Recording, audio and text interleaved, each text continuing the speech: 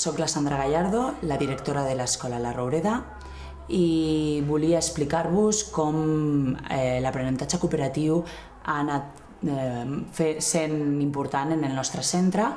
Inicialment va ser una professora que va començar a treballar d'aquesta manera perquè havia sentit parlar, s'havia motivat per aquesta metodologia, i a poc hem anat treballant-ho des de diferents aules i en l'actualitat està dintre del nostre projecte educatiu com un dels objectius clau a aconseguir.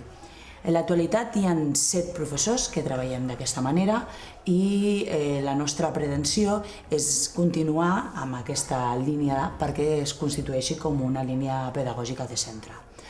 Aquest any hem portat a terme diferents fórmules per intentar que aquesta metodologia vagi incorporant-se i implementant-se en les diferents aules. Una d'elles ha sigut la instauració de la formació interna de centre vinculada directament amb 2 temàtiques: l'avaluació formadora, amb la implicació que té per part de l'alumnat que és dintre dels temes d'avaluació, i també l'aprenentatge cooperatiu com un eix que no pot anar desvinculat un de l'altre. L'altre aspecte que també ens està ajudant a anar fent aquesta taca d'oli és el tema dels reforços. El que hem fet és sistematitzar el modelatge dins de les aules i concretament hem apostat per un modelatge intercicle, de manera que professors que ja tenen molt interioritzat aquesta metodologia han anat a les diferents aules no a reforçar els alumnes sinó a fer un reforç entre professorat, fet que ens ha permès accelerar tota la implementació de la metodologia de l'aprenentatge cooperatiu. Soc la Sungràcia, tutora de tercer, especialista d'educació física, i enguany és la primera vegada que he agafat una tutoria.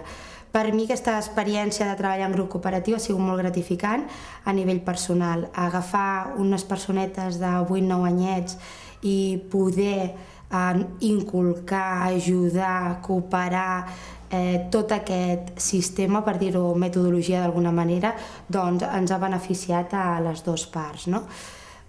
Dir-vos que veure com personetes amb les seves eines que tenen, els seus recursos, s'ajuden, es barallen, intenten aportar els petits coneixements que han anat adquirint i entre tots elaboren un fil conductor, una idea comuna, doncs veure aquest procés, la veritat que és molt gratificant. Sí que és veritat que ara al tercer trimestre valores tot aquest treball. Ha sigut dur perquè ningú t'assegura que sigui juntar les taules i ja està, ni molt menys. Però miqueta a miqueta, si tu t'ho creus i ho transmets amb ells, doncs el treball és molt més fàcil. Doncs aquest treball no és gens fàcil. Per què? Perquè cadascú vol dir la seva, tothom es pensa que la seva aportació és la correcta i com que no es coneixen tan bé com ens pensem, doncs costa acceptar l'opinió dels altres. Llavors, què sorgeix? Doncs moltes picabaralles, entre cometes, no? El que passa que llavors és el tutor quan ha d'intervenir i saber regular aquest intercanvi d'idees. Se n'adonen després que hi ha moltes maneres de fer les coses i que no és només la del propi nen és la correcta. Llavors aquí entra en joc en què cada vegada van acceptant més l'opinió del company.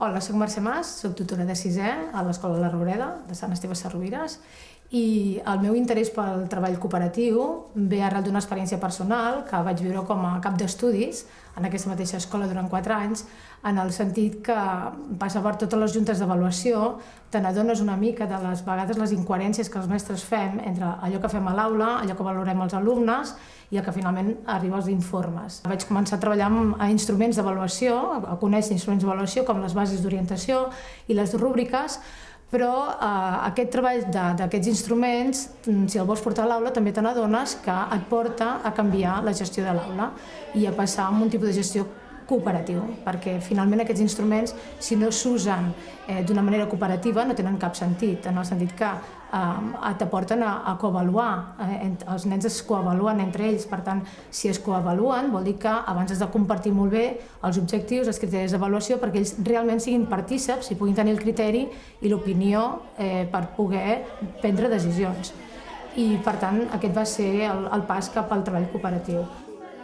Vaig començar el treball cooperatiu arrel de que el curs anterior feia una especialitat de castellà, entrava a la classe de la Mercè i tota aquesta metodologia em va fer despertar certes curiositats.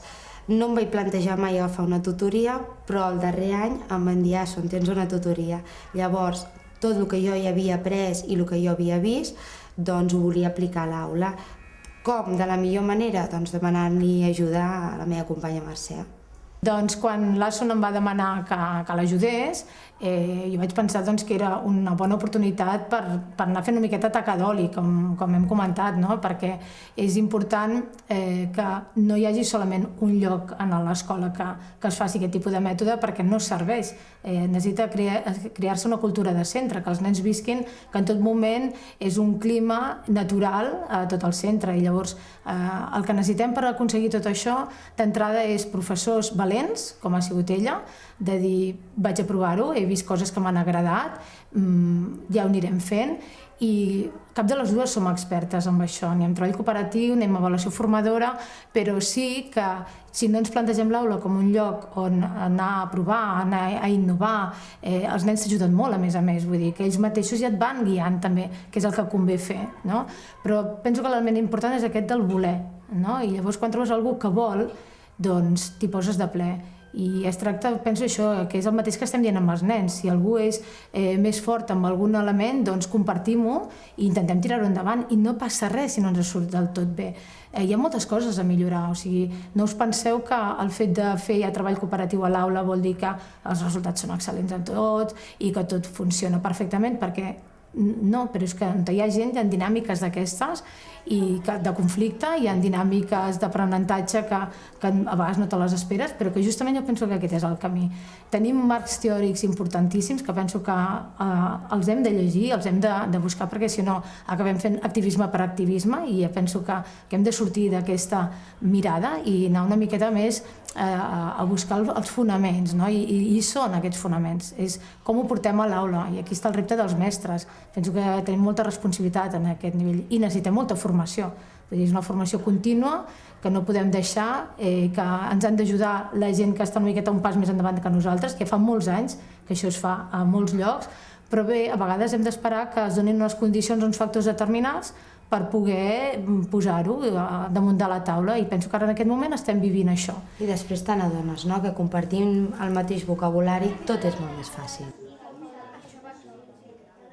Això només ho farem si ens ajudem entre nosaltres, i el que sap d'una cosa, igual que demanem als nens, doncs els mestres jo penso que hem de fer exactament el mateix, que ens costa, perquè a nosaltres, jo per exemple de formació això no ho he viscut, però ho he anat buscant, i és una miqueta atrevir-te i pensar que no passa res i que tot no és perfecte, i penso que aquest és el repte. Bueno, en reiterades ocasions o sovint la Mercè ha entrat a l'aula, però no només a reforçar-me a mi, sinó a vegades quan jo li he calgut, li he demanat ajuda, ella m'ha iniciat la sessió per jo poder observar i després dubtes que jo he pogut tenir, doncs després comentar-ho i poder anar seguint amb aquest mètode. Una cosa important és que quan fas aquest tipus de reforç mutu, la persona que també ho està provant també et fa preguntes i també et demana coses que et fan avançar a tu també, que potser tu no t'ho havies plantejat amb la teva pràctica, i en el moment que ho comparteixes a un altre nivell, doncs també et fa pensar, no? I penso que això és molt important també, i que no sempre tens la resposta, no són respostes de recepta, sinó dir, i si provem això? No? I si et sembla que ho girem cap aquí, i ho girem cap allà. Vull dir que és molt de conversar també, perquè és un dels aspectes clau, la conversa, tant en interacció amb els professors com en interacció amb els alumnes. Penso que és el gran element que hem de treballar a les aules, però en aquest sentit, no? De conversar per pensar, per provar, i a partir d'aquí anar tirant endavant i anar regulant. Això és molt important.